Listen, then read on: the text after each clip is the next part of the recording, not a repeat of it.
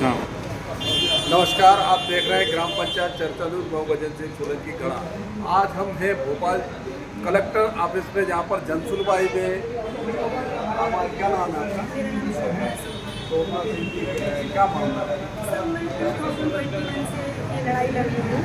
2021 में कुछ ऐसी बातें हुई थी सर, जो मैं पब्लिकली कुछ रिवील नहीं कर सकती। जैसे सुधीर शर्मा और द्वारका गुप्ता ने प्रॉब्लम क्रिएट करवाई थी सर। उसके बाद उनकी 354 में और भी FIR हुई थी सर। उसके बाद उन लोगों ने सर मुझे इतना परेशान कर दिया, इतना परेशान कर दिया। मैं मीनाल आई सर रहने के लिए। मीनाल में सर गेट नंबर 4 से हाउस नंबर 3 में वहाँ पे सर मेरा पूरा सामान खुलवा दिया गया। उसमें उनका साथ देने के लिए उन्होंने अरुण चैलों को मिला लिया। और मैं जहाँ भी जाती हूँ सर, मैं 12 नंबर स्टाफ करते रहने के लिए, वहाँ पे भी वो लोग बोल रहे हैं शहर में मुझे कहीं रहने नहीं देंगे, अगर हम पे कार्रवाई करने की दिक्कत खड़ी रहोगी। सर, जब ज़्यादा परेशानियाँ बढ़ गई और मेरी ना पुलिस सुन रही ना प्रशासन सुन रही है, तो सर उसके बाद में जब 12 बजे रात को मुझे घर से बाहर निकाल के निकाला गया, 8 तक लोग शराब पी के घर में घुसे रहे। उसके बाद में मेरी बेटी और हम लोग जीते रहे, कोई सहायता के लिए नहीं आया। तो उस तक फिर हम लोगों ने निर्णय लिया कि हम कहाँ जाएँ। हम कलेक्टर हाउस के सामने आ गए सर। हम 3 दिन फ्राइडे, सैटरडे और संडे सर वहाँ पे सामान तक की मदद की वहाँ पे और धरना पे रहे सर, दिन रात बैठे रहे सर हम वहाँ पे कि शायद प्रशासन की नज़र हमसे पड़ेगी और हम तक कोई मदद पहुँचाई जाएगी। सर, मेरा सवाल सिर्फ ये है सर कि आज हम बीजेपी शासित राज्य में हैं और हम राम राज्य की बात करते हैं, ठीक है। राम राज्य में सर राम राज्य आना चाहिए, क्योंकि एक टाइम पे सर सीता का हरण किया गया था और उस टाइम पे रावण को जलाने की प्रक्रिया आज तक चल रही। एक तरफ इन रावणों को जो सीता का हरण आज के कलयुग में करना चाह रहे हैं, उनको आप संरक्षण दे रहे हैं सर। उसकी बेटी को नाश करने की बात PI साहब करते हैं, उसको 8 किलोमीटर दूर भिजवा देते हैं और 12 कॉलोनियों में मैसेज कर दिया जाता है कि इस महिला को यहाँ रहने दिया नहीं दिया जाएगा। मैसेज किसने करवाया है? सर, अरुण सेलोत जो राज एक्सप्रेस के मालिक हैं। जी सर, और वो निम्न पत्रकारों को सर दबाने की उनकी आवाज़ की दबाने की कोशिश कर रहे हैं, ताकि मैं कहीं तक पहुँच ना पाऊँ और मेरी कोई बात पब्लिक के सामने ना आ पाए।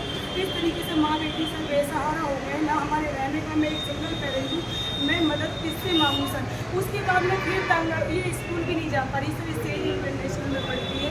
उनका कहना है कि तुम अगर हम पे कार्रवाई करवाओगी या कार्रवाई होती है तो हम तुम्हें शहर के, भोपाल के किसी भी कोने में रहने नहीं देंगे। आप जिन पे कार्रवाई करवाना चाहते हो वो सर, अरुण चैलों, द्वारका गुप्ता और अब उनका साथ देने के लिए साथ में आए हैं। आपका इससे क्या विवाद? सर, 2021 में उन लोगों ने मेरे साथ अभद्रता करने की कोशिश की थी, जिसमें सुधीर शर्मा और द्वारका गुप्ता थे।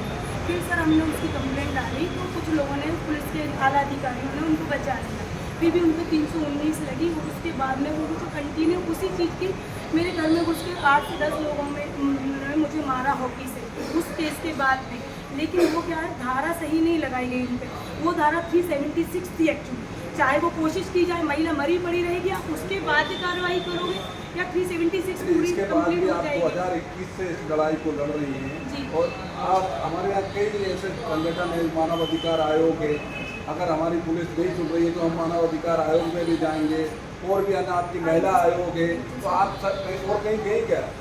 और यहाँ हमारी सरकार महिलाओं की सुरक्षा की बात करती, अगर कोई कुछ करता है तो मकान ढा दिए जाते हैं, बिल्डोजर चला दिए जाते हैं। तो आप महिलाओं पर 2021 से आप पर ये बुरा तक कोई कार्रवाई नहीं? सर, मैं मानव आयोग भी गई, कहते हैं ना कि शांति प्रिय तरीके से जिससे मदद मांग सकती थी। मानव आयोग गई, वहाँ जो सर है, क्या नाम है, मानव अंग्रानी कुछ है, उन्होंने बोला भी तुम मरी नहीं, तुम्हें कौन सी सहायता है। हम गए उनके पास, हमने बोला सर ये शर्मसार करने वाली, मानव का शर्मसार करने वाली है कि एक महिला के घर में 12 बजे रात को महेश सिंह जो डबरा का है वहाँ घुस जाता है और वो महिला हाथ जोड़ के नरोत्तम मिश्रा के सामने पूरा दिन भूखी प्यासी खड़ी रहती है। इस तरह मतलब मेरे घर में घुसे हुए, मैं एक असहाय महिला हूँ, मेरी 10 लाख की मछली तोड़ दी गई है, आप इसमें कुछ मदद पहुँचाइए। लेकिन उल्टा होता है सर, वो उनको मदद मिल जाती है उल्टा, और महेश सिंह सामने बोलता है कि मेरा कोई कार्रवाई नहीं होगी, मैं पुलिस प्रशासन से मदद मांगती। पुलिस प्रशासन सर, मेरे पास पूरे साक्ष्य है सर, मेरे पास जो रिकॉर्डिंग कैमरा था उसमें पूरी रिकॉर्ड है सर। अभी तो गृह विभाग हमारे मुख्यमंत्री जी के पास ये मोहन यादव जी के पास भी है और फिर तो कुछ कर ही नहीं रहे हैं, वो तो अपना सर, लेके कई बार बैठे मैं- हुए गिरे सर, हुए। सर कई बार मैं CM हाउस भी गई आवेदन लेके, लेकिन वहाँ से भी मुझे अयोध्या पुलिस स्टेशन ले जाके छोड़ दिया जाता है और वहाँ कार्रवाई करने के बाद बजाय महेश नीलाड़े सर ने मुझे इच्छित कोशिश करने आप की कोशिश की। यहाँ कितनी बार सर आए? सबसे पहली बार सर नंबर एक, मैं एक बहुत देखिए सर मैं एक सही मतलब जो गलत के खिलाफ खड़ी हुई थी, उसके लिए हमारी महिला विकास वालों के 14 सेक्टर है। जब ये सारी प्रताड़नाएं मुझे दी जा रही तो मुझे कहीं से मदद नहीं मिल पा रही थी। मैं मानव आयोग भाग रही थी, मैं जो आप बोल रहे महिला वहाँ पे गई, मैं जो महिला बाल विकास में भी गई, सारी जगह गई। इन लोगों ने क्या किया सर कि महेश नीलाड़े सर ने मुझे बुलाया, उन्होंने बोला कि अगर तुम ये सारी चीज़ें करती रहोगी तो हम तुम्हें निश्चित साबित करते हैं। उसके लिए सर उन्होंने मुझे इतनी प्रताड़ना दी सर, मैं तंग आके सर CM हाउस के सामने पहुंची और मैंने तंग आके कि अगर इस राम राज्य में हम जैसी महिलाओं की बात करने वाले कि भाई बेटी बचाओ बेटी पढ़ाओ, महिलाओं को सुरक्षा दी जाएगी तो बुलडोजर चला दिया जाएगा,